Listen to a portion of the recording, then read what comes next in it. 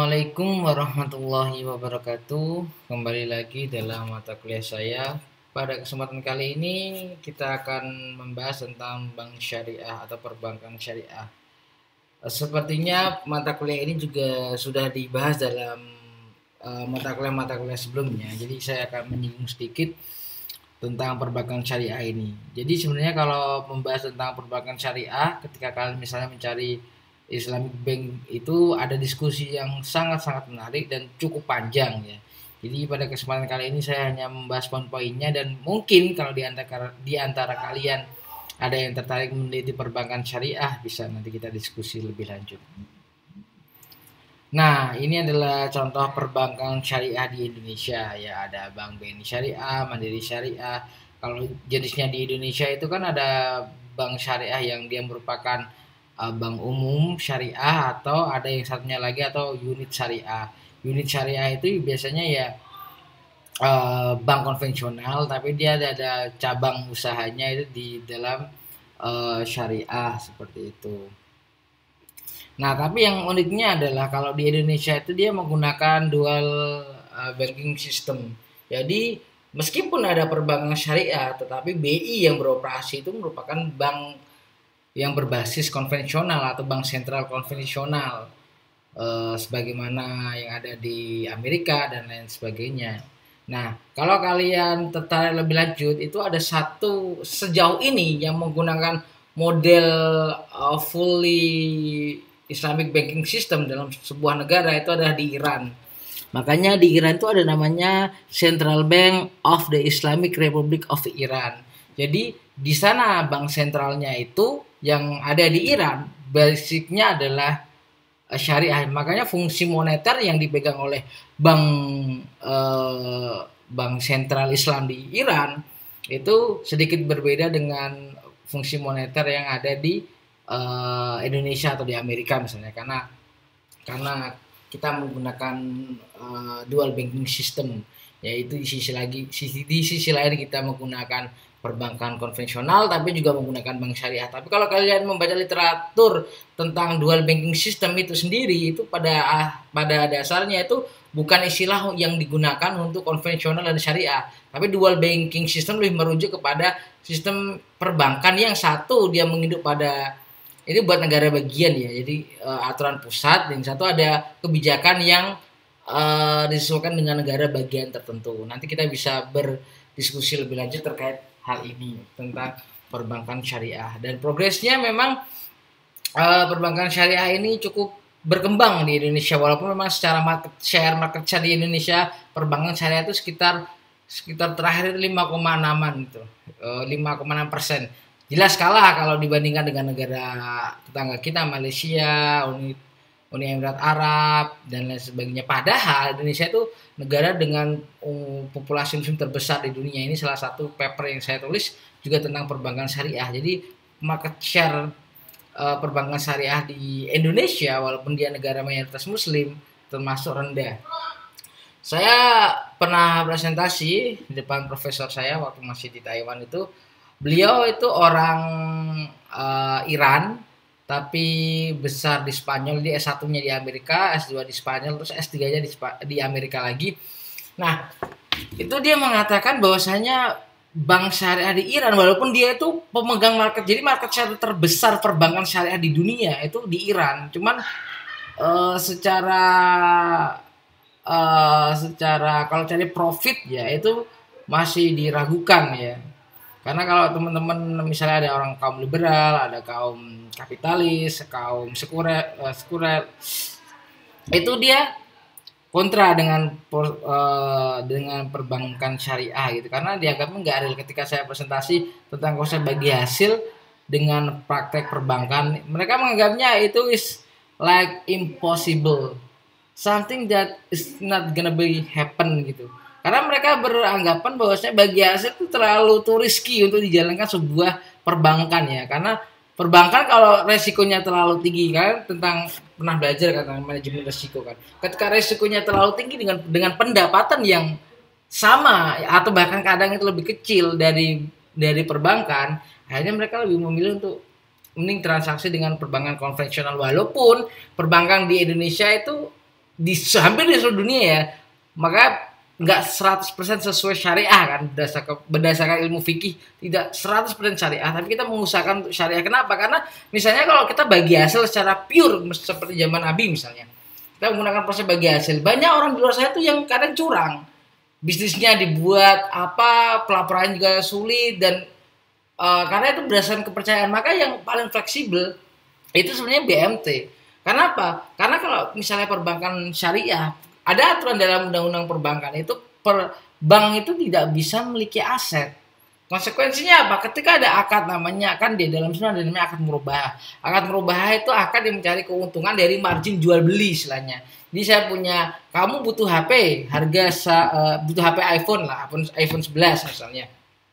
Kemudian kamu datang ke bank, aku butuh iPhone 11 harganya sekitar 20 juta, maka dia jualnya ke kamu 25 juta. Kalau di bank di Iran itu dia boleh memiliki aset. Artinya apa? Bank di Iran itu dia akan membelikan HP itu terus dijual ke kamu dengan harga 25 juta. Tapi kalau praktek di bank di mayoritas negara, khususnya di Indonesia, ketika kamu mau beli HP, datang ke bank, maka kamu itu akadnya merubah misalnya kan. Kamu akan dikasih uang 25 juta untuk beli HP itu sendiri. Jadi sebenarnya transaksinya itu bukan jual beli, bukan merubah lagi, karena kamu datang ke sana perlu uang. Nah, kemudian di perbankan itu diakali dengan namanya akad wakalah, yaitu mewakilkan si pembeli untuk membelikan barang tersebut. Ya memang ini ada beberapa regulasi yang karena itu diatur berdasarkan format konvensional yang enggak match dengan perbankan syariah. Itu sekelas tentang permasalahan bank syariah di dunia dan di Indonesia. Untuk pengumuman segera dibuat kelompoknya bagi yang belum dicicil tugasnya, dan ketua kelas saya harap didata siapa yang masih belum masuk grup dan grup WA dan open learning, karena ini kan ada revisi KRS kemarin, siapa yang baru masuk, siapa yang pindah kelas. Jadi tolong didata lagi karena nanti jangan sampai telat masuknya seperti itu atau ketinggalan informasi. Nah, nanti ada outline-nya ya seputar tentang perbankan syariah, sejarah perbankan syariah, bank syariah di Indonesia, ada tujuan dan ciri-ciri, kemudian perangkat dan produk bank syariah. Nah, sebenarnya apa sih bank syariah itu? Nah, bank syariah adalah bank yang menjalankan kegiatan usahanya berdasarkan prinsip syariah dan menurut jenisnya terdiri atas bank umum syariah dan bank pembiayaan rakyat syariah. Ya ini ya ada bank umum syariah atau ada BPR syariah, dan nanti juga ada sebenarnya ada yang namanya US atau unit usaha syariah, yaitu biasanya cabang dari bank konvensional seperti itu. Bank umum syariah ya bank syariah yang di dalam kegiatannya memberikan jasa dalam lalu lintas pembayaran. Kalau BPR syariah adalah bank syariah yang dalam kegiatannya tidak memberikan jasa dalam lalu lintas pembayaran. Ya sebenarnya sama lah perbedaan bank umum syariah antara BPR konvensional dan BPR biasa, itu perbedaannya itu sama dengan bank umum syariah dan bank pembiayaan rakyat syariah. Ada batasan-batasan yang memang levelnya BPR, maka dia nggak bisa seperti bank umum syariah seperti itu. Makanya istilahnya kalau kalian ngomong BPR itu nggak ada ATM-nya gitu kayak. Padahal sebenarnya BPR boleh mengeluarkan ATM tapi kerjasama dengan bank umum syariah. Nah itu yang BPR dianjurkan untuk membuat image bahwasanya teknologinya modern dong, bisa, sebenarnya bisa. Tapi harus kerjasama dengan bank umum syariah penerbit ATM-nya itu boleh gitu. Ya akhirnya bank BPR itu kurang peminatnya karena ya fasilitasnya nggak semumpuni bank umum seperti itu. Ya BNI Syariah, BRI atau Mandiri, apalagi BCA kan kalau untuk transaksi multinasional memang honestly memang lebih banyak fasilitasnya itu bank BCA sebenarnya. Nah ini adalah konsep dan sistem. Nah kalau dalam konsep perbankan sendiri termasuk bank syariah itu, bank itu mengumpulkan dana dalam ada yang namanya al-wadiah, yaitu titipan. Jadi titipan itu nggak ada keuntungannya lah istilahnya. Kamu nitip barang ke pihak bank, saya uang ke bank, tapi kamu nggak ada prosensi bagi hasilnya. Tapi kalau akad mudharabah itu kamu ada nama bagi hasilnya, keuntungan dari bank. Nah biasanya ada bank itu mengakali perbedaan wadiah dan mudharabah itu. Kalau yang wadiah itu nggak ada biaya administrasinya misalnya, kalau mudharabah itu ada biaya admin sebesar berapa belas ribu gitu. karena kamu juga dapat bagi hasil. Itu bisa trik sih untuk mengakali akad lah kan. Istilahnya seperti itu. Kalau di Bank BNI seperti itu, BNI Syariah ya. Kemudian proses penyaluran dana kan, jadi menggunakannya itu digunakan oleh masyarakat.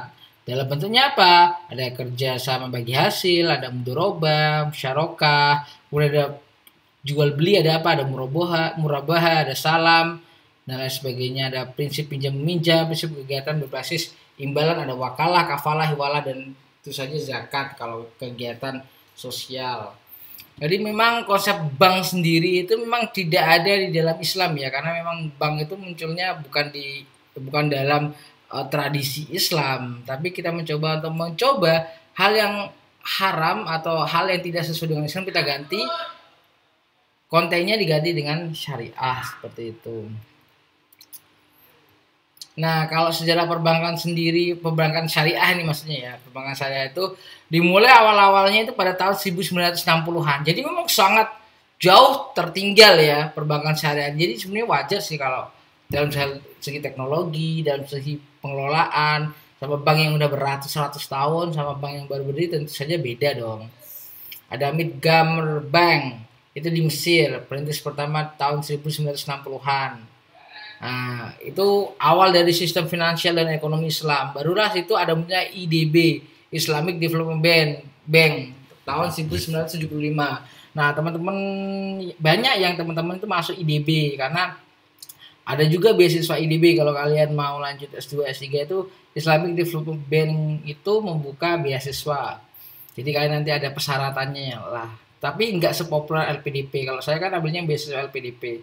Kalau Islamic Development Bank itu biasanya ada syaratnya, apakah kamu seorang peneliti, apakah kamu seorang dosen, apakah kamu seorang pegiat keuangan Islam. Jadi nggak seumum beasiswa LPDP seperti itu.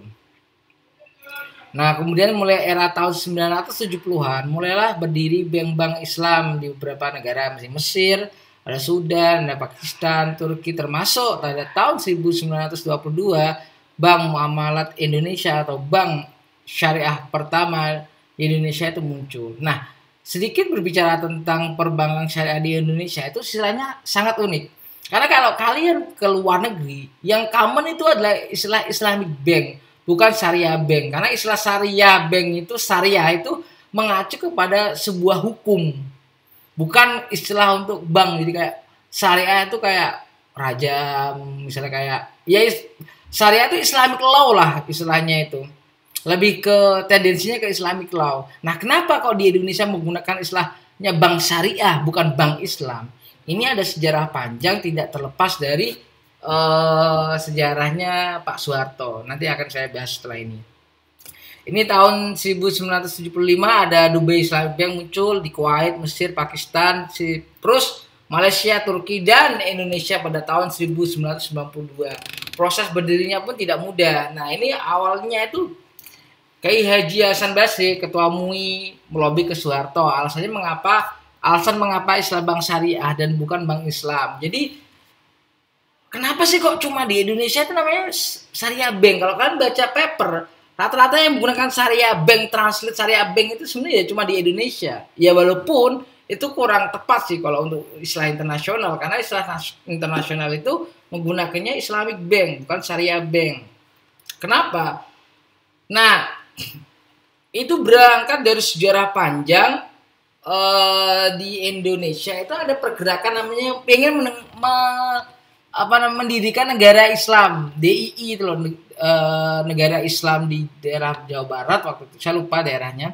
Jadi di sejarah dibahas lah, ada munculnya gerakan-gerakan Islam yang ingin mendirikan negara Islam. Nah, jadi ketika itu istilah Islam bagi Soeharto itu sensitif. That's why Hasan Al-Basri, ketua MUI waktu itu, melobi ke Soeharto untuk membuat bank yang dalam sistemnya menggunakan prinsip Islam. Tapi nggak boleh menggunakan istilah Islam karena takut ada Islamophobia, kan istilahnya Islamophobia. Maka dibuatlah yang namanya istilah syariah. Sebenarnya istilah bahasa ini kenapa sih Pak kok begitu penting? Kan cuma Islam sama syariah. Itu sama saja ketika kalian menyebut teman kalian non muslim dengan kafir. Ketika saya punya teman, ya dia non muslim, itu akan untuk di era sekarang ini lebih sopan. Ketika kalian menyebut teman kan, hei temanku ini kafir loh, itu kayak strong word gitu loh, kayak kasar banget gitu. Ya itu masalah culture juga sih penggunaan itu, non muslim ada kafir. Kalau zaman dulu menggunakan istilah kafir ya nggak ada masalah misalnya, karena memang untuk terminologi orang yang bukan Islam, bagi orang Islam disebut kafir gitu. Kalau dalam ajaran Nasrani ada yang namanya domba tersesat, itu istilah mereka gitu. Ya cuma akhirnya itu jadi belakangan ini menggunakan istilah kafir kepada teman non muslim itu agak sensitif. Tergantung temannya sendiri. Kalau kalian sudah akrab, saya juga punya teman-teman non muslim dan dia juga biasa saja. Ada yang saya panggil kafir ya nggak ada masalah. Emang kita bercanda, saya kafir kamu sini gitu. Itu nggak ada masalah. Tapi ada beberapa orang yang memang itu strong word gitu.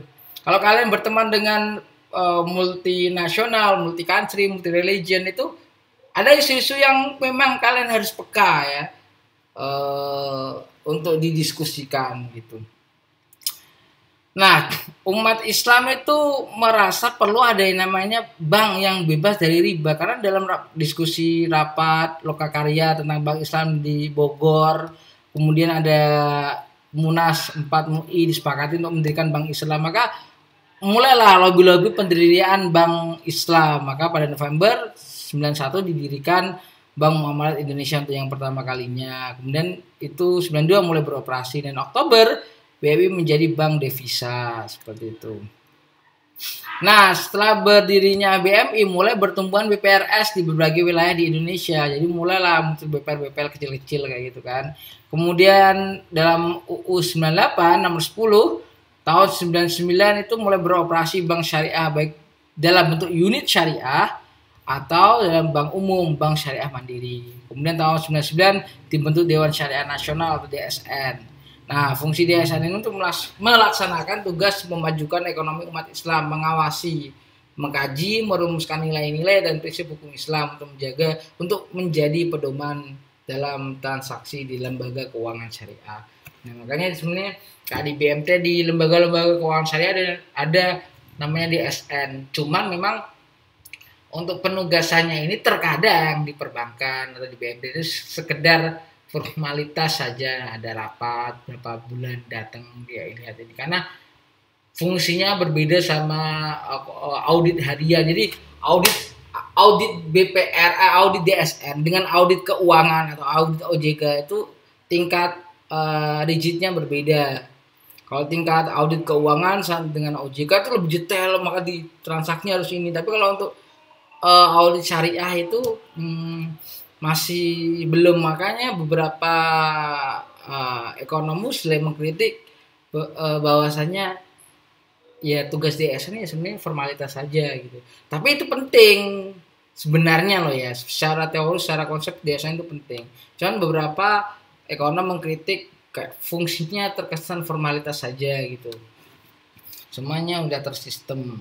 Dan bahkan ujung-ujungnya ada yang golongan gerakan baru yang muncul menyamaratakan bank syariah dan bank konvensional. Sebenarnya berbeda.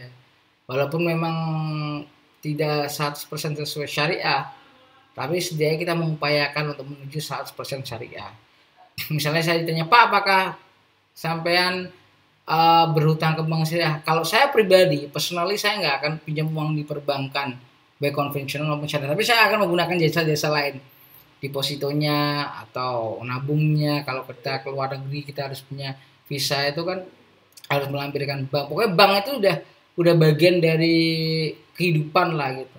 Era sekarang itu bank itu sangat berguna sekali. Cuman kalau untuk hutang piutang atau kebutuhan transaksi saya menghindari, karena memang ada beberapa kegororan lah seperti yang saya bahas di materi goror dan syubhat. Karena kalau dalam hadis Nabi itu innal halala bainan wa innal harama bainan wa bainahuma umurun mustabihah. Jadi ada di antara hal-hal halal itu jelas, haram itu jelas, tapi ada satu sisi yang halal haramnya itu kayak beda-beda tipis gitu loh. Kita nggak bisa membedakan apakah ini beneran halal boleh ataukah ini nggak boleh sebenarnya. Dan saya lebih baik untuk menghindari. Dan saya mencoba untuk sebisa mungkin memang tidak menggunakan perbankan. Itu prinsip saya pribadi loh ya. Prinsip saya pribadi, dan saya gak akan kerja di perbankan gitu. Itu prinsip saya pribadi. Sama misalnya kayak saya ditanya, Pak, sholat sholat berjamaah itu wajib atau enggak sih, Pak? Ada beberapa ulama yang mewajibkan, ada yang sunnah muakkad. Kalau saya pribadi, kalau sebisa mungkin harus datang ke masjid untuk sholat jamaah, misalnya seperti itu. Jadi antara fatwa pribadi sama apa yang keumuman itu saya jelaskannya berbeda. Hukumnya saya jelaskan, tapi saya sebagai individu, sebagai manusia menentukan posisi. Misalnya kita disuruh analisis tentang kebijakan, perbedaan era Jokowi dan era SBY misalnya. Kita akan menyebutkan kekurangannya Jokowi gini, kekurangan SBY ini. Kita nggak boleh diskriminatif dan tendensius jelek-jelekin Jokowi saja. Tapi kan sebagai analis, kita harus secara fair untuk membandingkan kedua periode itu. Tapi sebagai individu, kita berhak untuk memilih mana yang kita pilih gitu loh. Jadi ada aturan umum, yang baku kita share, tapi kita harus berdiri di posisi tertentu karena ada hal-hal yang 50-50 kita harus memilih gitu loh. Dan saya sifatnya ke mahasiswa, saya membebaskan mahasiswa untuk memilih, nggak harus ikut dengan apa yang saya pilih, tapi saya menjelaskan A itu seperti ini, B itu seperti ini gitu. Itu di semua hal, dalam hal agama, dalam hal kebijakan, dalam hal memilih judul dan lain sebagainya. Nah, kemudian karena muncul fatwa haram itu mulainya itu pada tahun 2004 yang sudah saya jelaskan. Jadi setelah munculnya instrumen perbankan syariah, maka MUI mengharamkan yang namanya bunga bank karena memang sudah lama pengen diharapkan, tapi karena tidak ada instrumen pengganti bank konvensional karena belum ada bank syariah, jadi kan kita repot kalau melakukan transaksi dan lain sebagainya. Setelah dibuatkan ada instrumen penggantinya, ya udah kita diharamkan dan menggunakan bank syariah waktu itu. Dan kemudian Muhammadiyah tahun 2010 baru mengeluarkan fatwa haram bunga bank seperti itu ya. Ini tentang aturan bank syariah. Ada peraturan BI nomor 11 tahun 3 2009. Kemudian 1 2 3 bisa dibaca sendiri. Nah, ini sebenarnya perbedaan ini secara teori ya. Prakteknya kalau kalian ada ngambil mata kuliah akuntansi keuangan syariah atau akuntansi syariah atau ada matkulnya perbankan syariah khusus itu sebenarnya beda-beda tipis sih. Bahkan di beberapa paper yang terindeks Scopus jurnal bagus itu antara perbankan syariah dan perbankan konvensional itu tidak ada bedanya karena misalnya contohnya dalam segi bagi hasilnya perbankan syariah itu ngikut dengan konsep untuk nominalnya ya. Kalau bagi hasil kan misalnya 40-50% gitu kan dari ini. Tapi kalau bank konvensional kan dia istilahnya pakai bunga bank kan. Pakai berapa persen. Nah, nilai bagi hasil itu kadang diikutkan dengan bank konvensional. Misalnya bank konvensional bunganya 0,5%, 0,05% misalnya kan. Nah, akhirnya bank syariah itu gimana bagi hasil berapa persen yang ketika dikali dengan jumlah uang yang dipinjamkan atau yang dibiayakan, yang dikasihkan itu sama dengan bank konvensional karena itu masalah strategi marketing ya. Dan misalnya ini juga kritik juga ketika bagi hasil yang ada di bank syariah yang sekarang pada hakikatnya itu ya dia fix gitu, udah ditentukan sejak awal satu saja itu untung atau rugi. Nah, itu yang ada beberapa kritik lah di akad mudorobahnya bagi hasilnya seperti itu. Kembali ke pembahasan secara teori, bank konvensional dan bank syariah itu bank konvensional berbasis bunga. Kalau bank syariah itu ada bagi hasil, margin, sewa dan fee. Ujroh itu bank syariah. Kemudian susunan pengurusannya itu kalau dalam bank syariah itu ada yang namanya Dewan Pengawas Syariah. Jenis pengikat akadnya itu ada satu jenis yaitu ada bunga. Kalau dalam akad perbankan syariah itu banyak ada wakalah, hiwalah dan sebagainya. Kalau hasil investasi setiap bulannya itu tetap. Kalau bank syariah seharusnya berfluktuasi sesuai kinerja bank. Kalau kan ini masalah tabungan loh ya, itu ini fluktuatif. Tapi untuk pembiayaan ini kadang bank syariah juga gak mau rugi juga, makanya dia difikskan kadang seperti itu. Kemudian kan kalau nanti udah punya usaha multinasional, kemudian pinjam bank syariah itu terkadang seakan-akan ininya lebih tinggi bagi hasilnya kalau di compare sama bunga hitung-hitungannya ya seperti itu. Ya itu nantilah kalian kalau mau meneliti lah bisa Kemudian ini ada penyaluran dana, semua bisnis yang menguntungkan kalau dalam syariah secara teori itu yang harus sesuai syariah. Kalau fungsi sosialnya itu ada lembaga amil zakat, diperbolehkan bank syariah sebagai amil untuk mendistribusikan zakat seperti itu. Kemudian kalau perbedaan bunga dan bagi hasil ini nanti ada salah satu yang paling singkatnya ya. Ada yang versi yang sangat detailnya, tapi inilah yang seharusnya kalian tahu. Kalau sistem bagi hasil itu sesudah usaha atau sudah ada keuntungan baru dibagi. Kalau sistem bunga, secara teori ya akad bagi hasil ya, itu sebelumnya. Walaupun di perbankan syariah itu juga ada namanya estimasi. Jadi estimasi ketika kamu nabung sekian, maka berapa sih per tahun yang akan kamu dapat? Ya ada rumusnya, ya prediksi lah.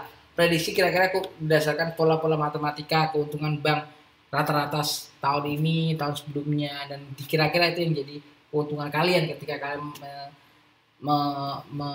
membagi hasil. Dan perhitungannya pun sebenarnya anehnya itu menggunakan teori time value of money. Jadi menghitung rumusnya pun ya itu memang di komentar sih. Jadi untuk sebagai analis atau ekonom itu dia menentukan keuntungan bagi hasilnya itu harus berapa, itu menggunakan teori itu future value. Jadi kira-kira aku biar bisa untung itu harus bagi hasilnya berapa ya untuk sampai 2 tahun atau 3 tahun. Karena misalnya kalau dia bagi hasilnya segini, padahal uang di masa yang akan datang dia mestinya mungkinnya seperti itu.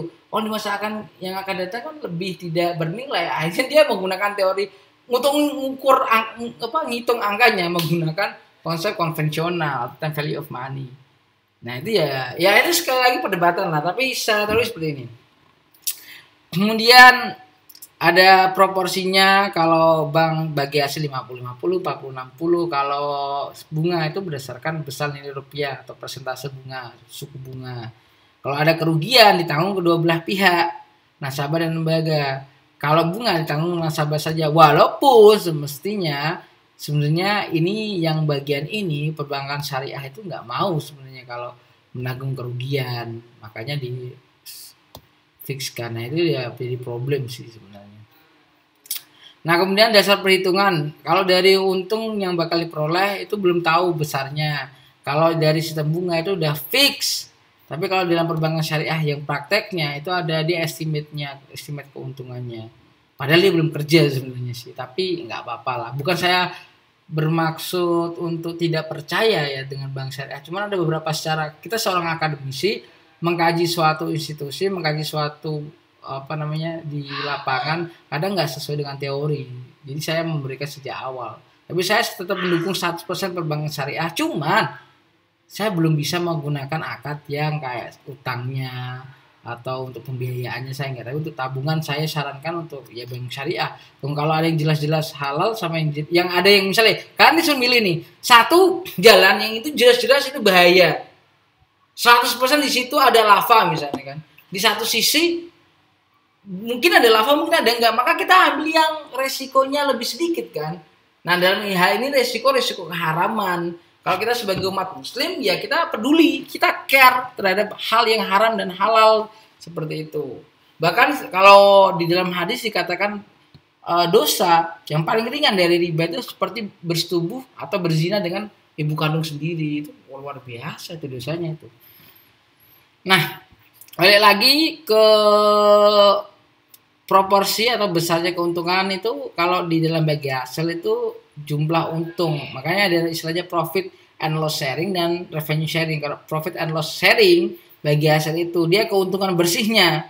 Untuk keuntungan bersih setelah dikurangi operasional dan lain sebagainya. Kalau revenue sharing itu keuntungan kotor yang belum dikurangi biaya atau biaya operasional lah. Itu belum dikurangi biaya operasional karena nanti takutnya kalau ada pakai profit and loss sharing itu dikurangi biaya operasional, itu kadang operasional dibengkain. Sama lah kalau kalian itu anak UKM, ada yang aktivis atau anak organisasi, itu kadang biaya operasionalnya digembung-gembungin gitu. Jadi kan nanti bagi hasilnya sedikit.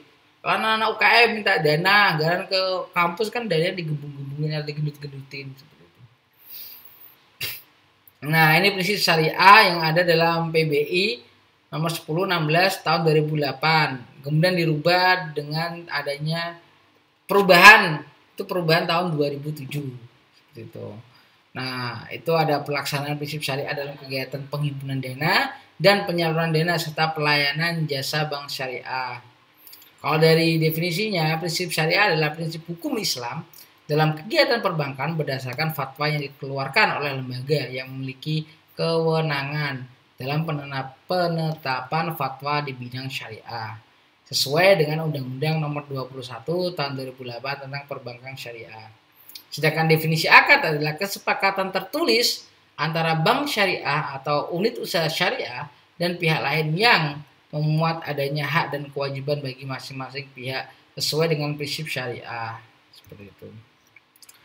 Tujuan bank syariah yang pertama mengarahkan kegiatan ekonomi umat untuk bermuamalah secara Islam, menciptakan suatu keadilan di bidang ekonomi, meningkatkan kualitas hidup umat, menanggulangi masalah kemiskinan, menjaga stabilitas ekonomi dan moneter, menyelamatkan ketergantungan umat Islam terhadap bank non syariah. Karakteristiknya seperti apa?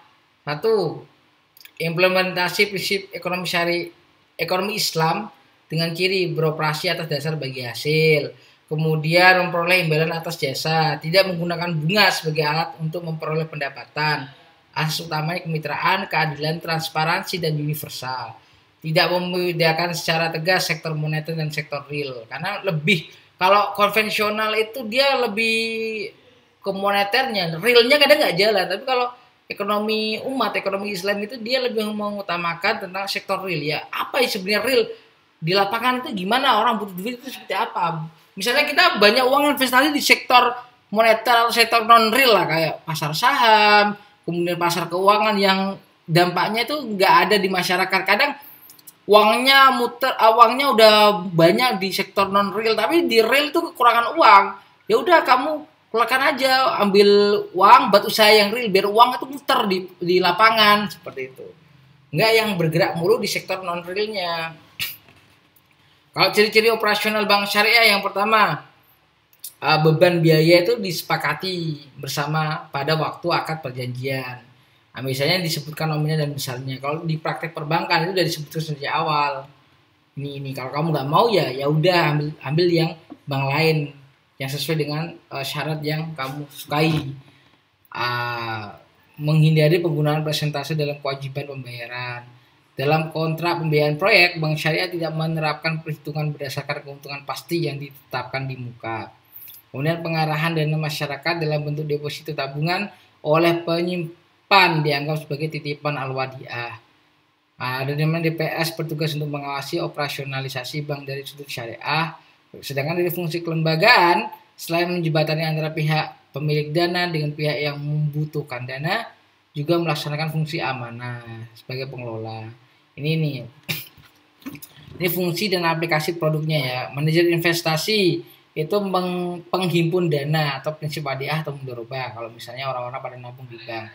Ada investor sebagai penyalur dana, ada jual beli, murabahah, ada bagi hasil, ada jasa layanan kayak wakalah, kafalah, hiwalah, dan sosial khususnya di bidang zakat. Nah, ini jenis-jenis akad perbankan syariah itu dibagi di klasternya itu bisa dibagikan jadi 3. Penghimpunan dana, penyaluran dana, dan jasa-jasa perbankan. Ini bisa dibaca sendiri. Nanti untuk akad-akad ini ada materi khususnya. Ini jenis akadnya. Kalau di sisi dengan akad cari untung atau tidak untung. Ada namanya akad tabarruk atau tidak mencari untung atau tolong menolong. Ada akad tijaroh yaitu mencari keuntungan. Kalau dalam akad tabarruk itu ada namanya akad qard. Qard itu bukan berarti qard itu artinya kan meminjam kan. Dikasih pinjaman tapi tanpa bunga, tanpa harus balikin hasil gitu. Beda sama akad bagi hasil mudharabah. Kalau akad mudharabah itu kan kamu dikasih uang tapi harus ada timbal baliknya, persentase keuntungannya. Kalau di qard enggak, dipinjamin secara cuma-cuma. Biasanya itu yang memang membutuhkan, ada program-program tertentu, tapi tidak semua orang.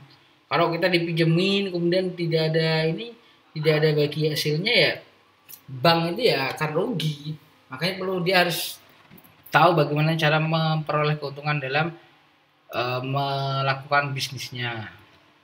Ini akad dan produk bank syariah ada pendanaan, pembiayaan, ada jasa perbankan, dan ada sosial. Sosial itu ya qardul hasan atau kebijakan pinjaman kebajikan itu dia nggak boleh ada bagi hasilnya gitu.